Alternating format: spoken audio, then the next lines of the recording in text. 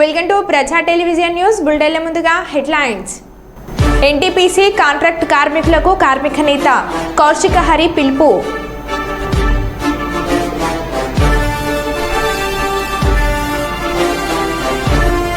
Srisailam tollgate సమీపంలో చిరుత సంచారం.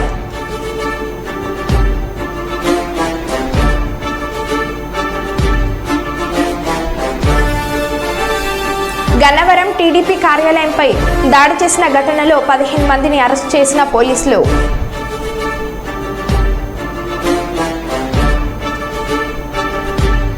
Priya nursing హోంపై TDP నేతల దాడి.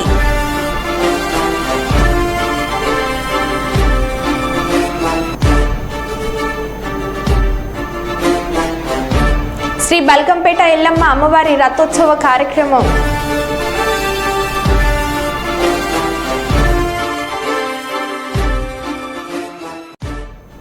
ఇక వివరాల్లోకి వెళ్తే ఎన్టీపీసీ కాంట్రాక్టు కార్మికుల సమస్యల కొరకు యూనియన్ విభేదాలను పక్కన పెట్టి కార్మికుల హక్కుల కోసం ఉద్యమించాలని కార్మిక నాయకుడు కౌశిక హరి పిలుపునిచ్చారు. ఈ మేరకు గురువారం ఎన్టీపీసీ లేబర్ గేట్ వద్ద జరిగిన సమావేశంలో కార్మిక నేత కౌశిక హరి పాల్గొని మాట్లాడారు.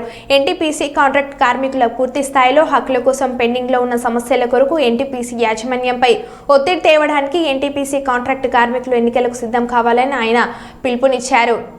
ఇవే అవుతుంది కానీ అసలు ఎక్కడ పని అవుతలేదు.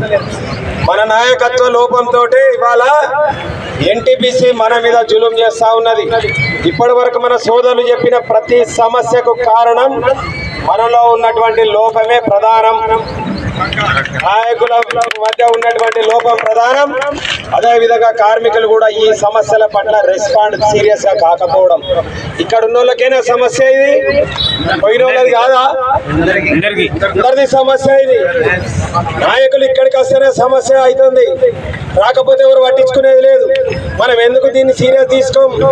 నాయకుడు అంటే ఆయన ఇక్కడికి రావాల్సిన అవసరాన్ని మీరు ఎందుకు కలిపారు? చేసి ఆలోచించి మీటింగ్ పెట్టుకుంటేనే వచ్చాడు ఇక్కడికి, దానికోసం మాట్లాడలేకపోతే లేనే లేదు. కాబట్టి దయచేసి కార్మిక సోదరులారా, చాలా మంది చాలా రకాల హక్కులు. ఏపీ విభజన చట్టంలో కేంద్ర ప్రభుత్వ సహకారంతో ఆంధ్రప్రదేశ్లో ఒక ఆయిల్ రిఫైనరీ ఏర్పాటు చేయాలని పేర్కొనడం జరిగింది. ఇదే విషయాన్ని ఇటీవల రాష్ట్ర ముఖ్యమంత్రి శ్రీ చంద్రబాబు ఢిల్లీకి వచ్చిన సందర్భంలో వారికి దృష్టికి తీసుకెళ్లాను. సీఎం ఈ ఆయిల్ రిఫైనరీ అంశాన్ని కేంద్ర పెట్రోలియం శాఖ మంత్రికి తెలియజేశారు. వారు కూడా సానుకూలంగా స్పందించారు.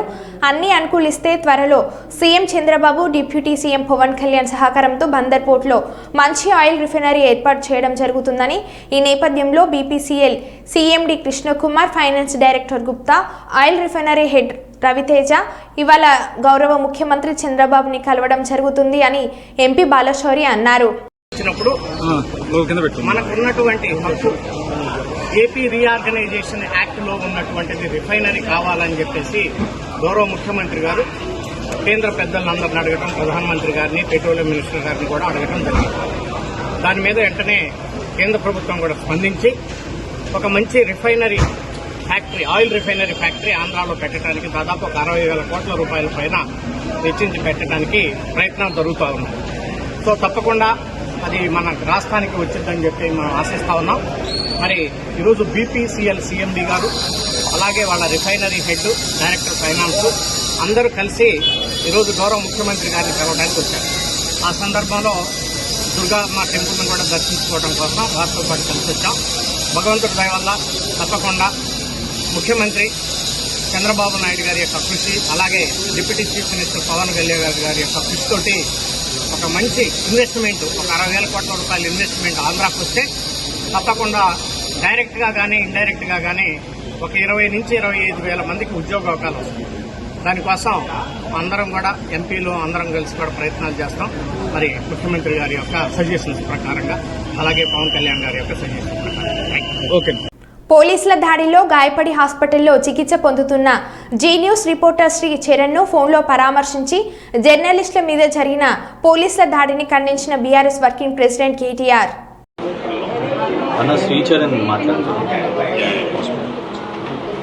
Hello hello Sricharan, yeah hi అన్న. ఎట్లా ఉన్నావమ్మా?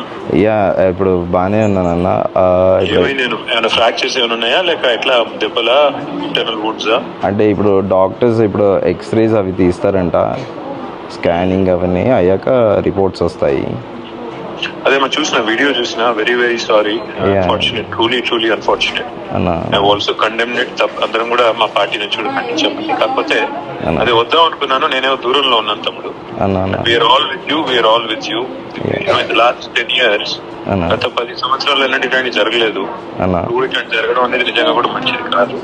Only thing is I just wanted to express solidarity. Thank you. We are all with you Charan. Thanks for your concern అన్న. Thank you so much. కొద్దిగా మీరు వచ్చిన తర్వాత, డిశ్చార్జ్ అయిన తర్వాత నేను కలుస్తాను. లేదంటే ఒకవేళ after the reports come let me know. Krishank ఉంటాడు. After the reports come let me know. If there anything I need to do చెప్పండి. హాస్పిటలైజేషన్ కానీ, ఇంకా బెటర్ ట్రీట్మెంట్ కానీ, ఎనీథింగ్ ఇస్ నీడెడ్. షూర్ అన్న. Thank you Charan. Take care. Thank you అన్న. Thanks for your concern. Thank you. Bye. Gannavaram TDP కార్యాలయంపై దాడి చేసిన ఘటనలో 15 మందిని అరెస్ట్ చేసిన పోలీసులు. మెడికల్ టెస్టు అనంతరం 15 మందిని గన్నవరంలోకి అదనపు జూనియర్ సివిల్ జడ్జి కోర్టుకు హాజరుపరిచిన పోలీసులు. ఈ కేసులో ఉన్న వారికి కోర్టు రిమాండ్ విధిస్తారా, పూచీకత్తుపై బెయిల్ ఇప్పిస్తారా అనేది తెలియాల్సి ఉంది.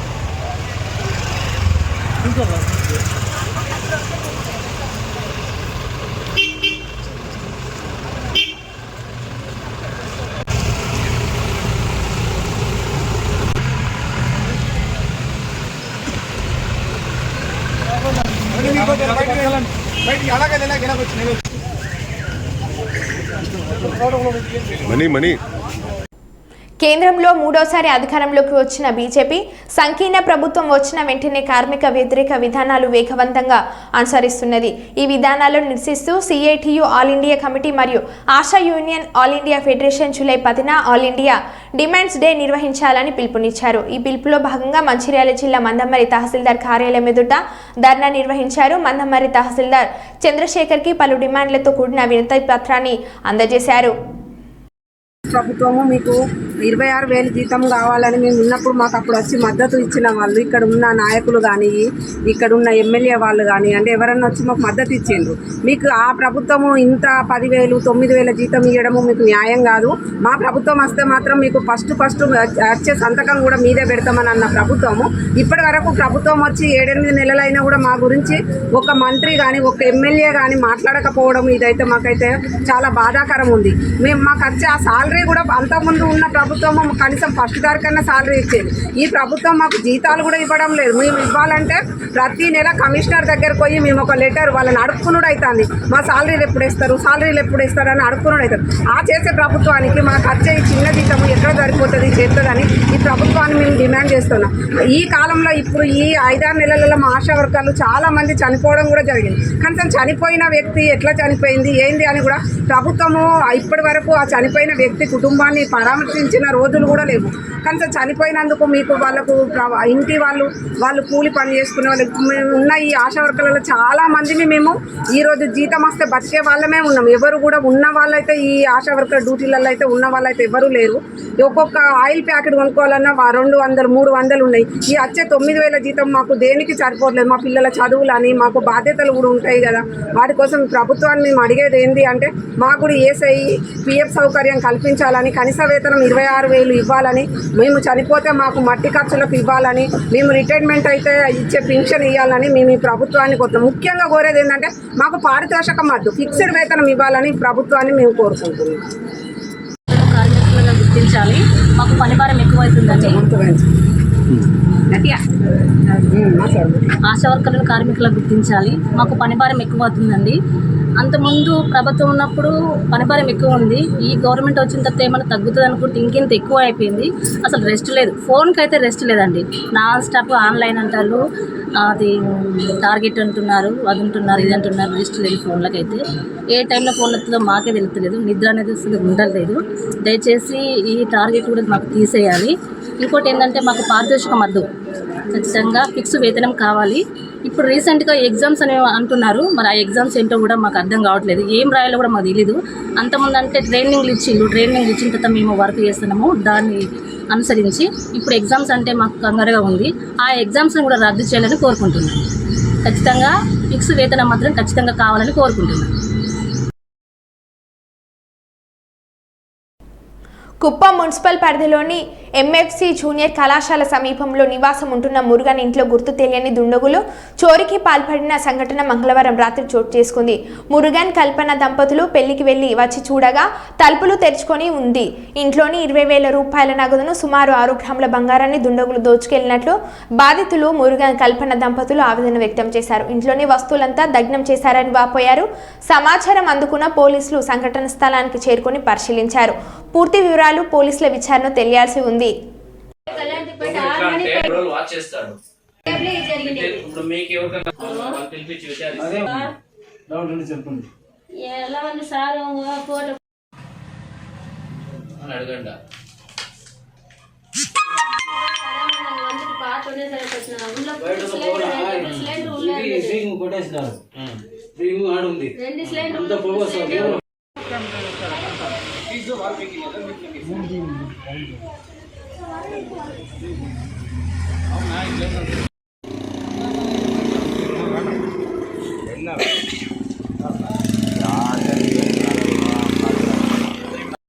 நடக்குன்னு யாருக்கு தெரியும். அதான் இந்த மாதிரி சொல்லிட்டு எல்லாருமே இருப்பாங்க. சொல்லிட்டு வந்தது உடனே ஒரு சொல்லிட்டு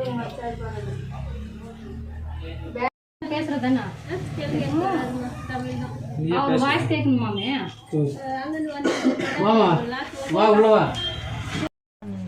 வந்து எல்லாம் அப்படி பண்ணிக்கிறாங்களே. இவங்களுக்கு என்ன வரும் பாவம். வாடி ஊர்ல இருக்கு அந்த அம்மா.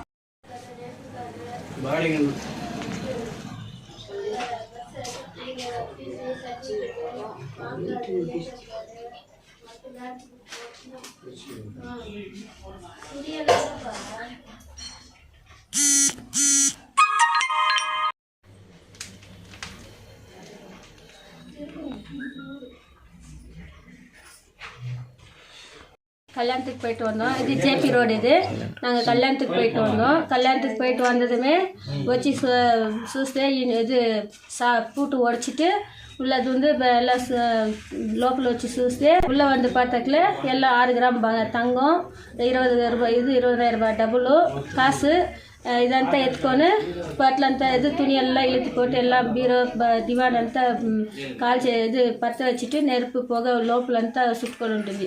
వచ్చి చూస్తే ఏమనేసి కళ్యాణ్కి పోయి వచ్చి చూస్తే ఇట్లా ఉంది. నాకేమన్నా న్యాయం చేయండి సార్. కల్పన పెళ్ళికి పోయేది జేపీ రోడ్. ఇది మేము పెళ్ళికి పోయి వచ్చిన్నాము. వచ్చి చూస్తే ఇంటి తాళాలు పగలు కొట్టేసి అన్నీ లోపల వచ్చి చూస్తే 6 గ్రామ్ బంగారు, 20,000 డబ్బులు, బట్టలంతా ఈడ్చి పారేసి అన్నీ పగలు కొట్టేది కాల్చేసి దొంగలు వెళ్ళిపోయినారు.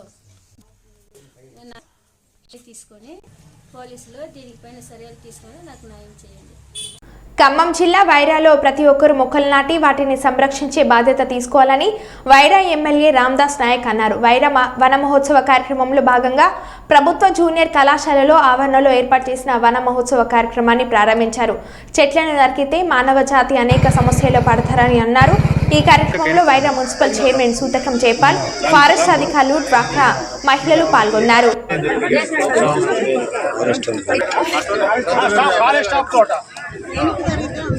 ఓకే వస్తున్నాను చూడండి ఒకసారి అందరూ చూడండి.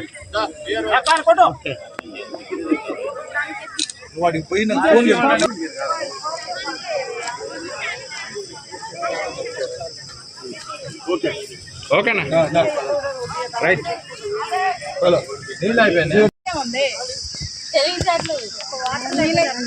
కూర్చోండి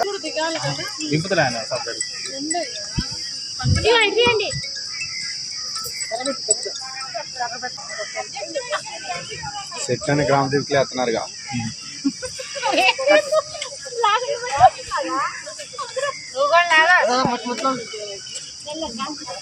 హైదరాబాద్ శ్రీ బల్కంపేట ఇల్లమ్మ అమ్మవారి రథోత్సవ కార్యక్రమం గుమ్మడికాయ కొట్టి రథోత్సవ కార్యక్రమాన్ని ప్రారంభించిన మంత్రి పొన్నం ప్రభాకర్ అనంతరం ప్రత్యేక పూజలు నిర్వహించి రథోత్సవ కార్యక్రమంలో పాల్గొన్న మంత్రి పొన్నం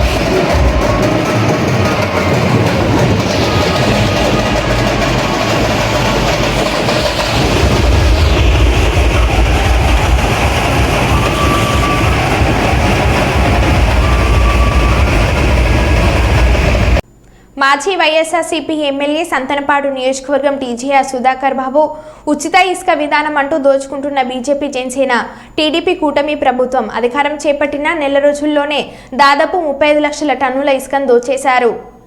ఘోరమైన విశేషం ఏంటంటే ఈ సందర్భంగా మీకు ఈ విషయం చెప్పాలి. వర్షాకాలం వచ్చినప్పుడు మనం రీచుల్లోకి వెళ్ళి ఇసుకను తెచ్చుకోలేము. దానికి గత ప్రభుత్వంలో జగన్మోహన్ రెడ్డి గారి ప్రభుత్వంలో ముందస్తుగా సమ్మర్లోనే మనం కొన్ని నిల్వలు పెట్టుకొని ఆ నిల్వల నుంచి వర్షాకాలం అంతా కూడా మనం సరఫరా చేస్తూ వచ్చాం. సరిగ్గా ఎన్నికలైపోయిన దగ్గర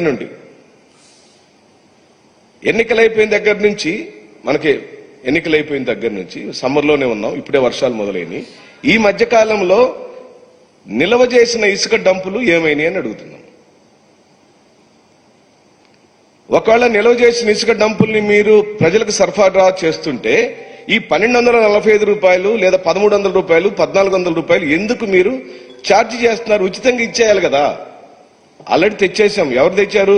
పోయిన ప్రభుత్వమే తెచ్చి స్టాక్ యార్డ్లో ఇసుక పెట్టింది, అందుబాటులో ఇసుక ఉంది. దాన్ని ఎందుకు మీరు ప్రజలకు అమ్ముతున్నారని అడుగుతున్నాం. ఉచితంగా ఇచ్చేసేయాలి కదా.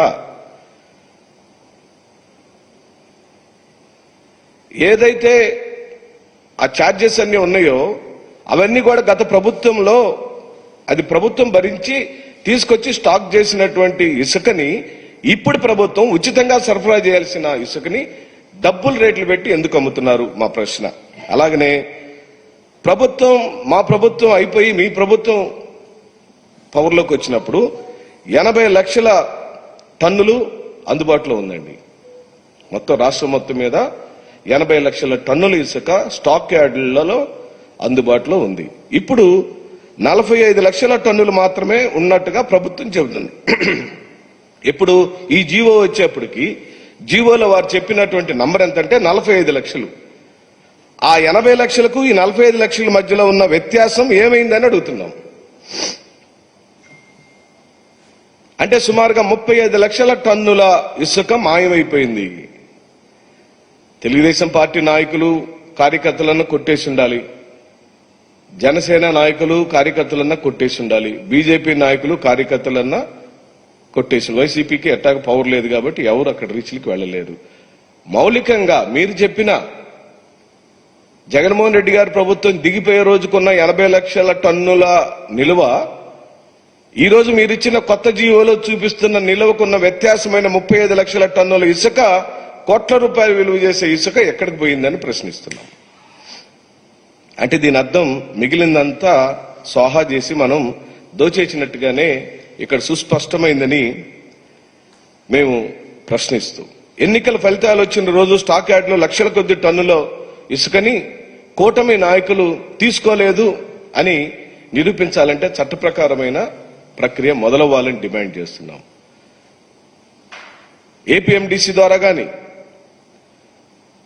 లేదా కలెక్టర్ గారి ఆధ్వర్యంలో కానీ తన జ్యూరిడిక్షన్ పరిధిలో జిల్లాల వారీగా ఎక్కడెక్కడ వైఎస్ఆర్ కాంగ్రెస్ పార్టీ ప్రభుత్వం అయిపోయి ఎన్డీఏ ప్రభుత్వం పవర్లోకి వచ్చినప్పుడు ఎంత స్టాక్ ఉంది, జీవోలో అందుబాటులోకి చూపిస్తున్న స్టాక్ 45 లక్షల టన్నులు అయినప్పుడు 80 లక్షల టన్నులు ఉండాల్సి వచ్చినప్పుడు ఆ గ్యాప్ ఉన్న 35 లక్షల టన్నుల విషయంలో వెంటనే చట్ట ప్రకారమైన చర్య తీసుకోమని, దాని మీద ఎంక్వైరీ చేయమని గౌరవ ముఖ్యమంత్రి శ్రీ నారా చంద్రబాబు నాయుడు గారిని డిమాండ్ చేస్తూ, శ్రీశైలం టోల్గేట్ పక్కన ఉన్న కుక్కను చిరుత వేటాడి నోటితో పట్టుకెళ్లింది. అటుగా వెళ్తున్న భక్తులు ఫోన్లో వీడియో తీశారు. భక్తుల శబ్దం చేయడంతో చిరుత అడవిలోకి పారిపోయింది.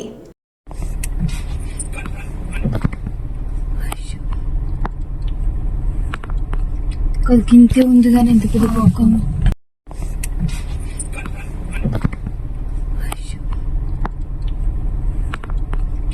గింతే ఉంది కానీ